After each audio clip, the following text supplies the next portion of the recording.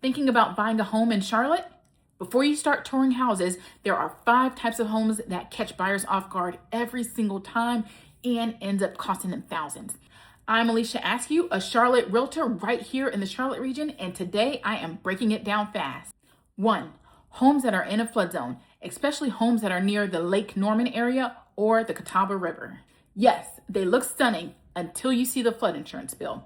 A home that was not in a flood zone last year could be in a flood zone this year. FEMA maps can change, and that's why I always verify before my clients say I do. 2, older homes in South Charlotte without any updates. Great bones, great location, but old, outdated electrical wiring, original HVAC, cast iron pipes can easily add $30,000 to $50,000 in repairs fast. No matter what, I always recommend my clients to get a thorough inspection. Always.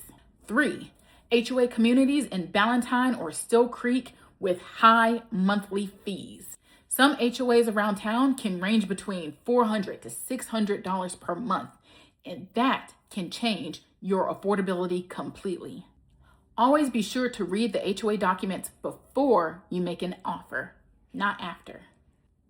4, new construction in fast-growing communities such as Concord or Kannapolis. Builders are moving fast, and that can mean rushed inspections and missed finishes. Please feel free to ask me about one incident that happened with my client. That's why you should always hire a realtor and your own independent inspector, no matter if it's new construction or not. 5, homes right on the I-485 or I-85 corridor. Traffic noise kills resale value, and it can take longer for your home to sell.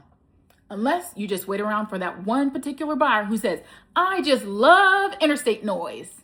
Now, none of these are automatic deal breakers, but you just need to be aware before you say yes to the address. DM me or drop the word home in the comments below to get access to my exclusive guide on how to avoid buying a money pit. And let's make sure that your next move is the right move.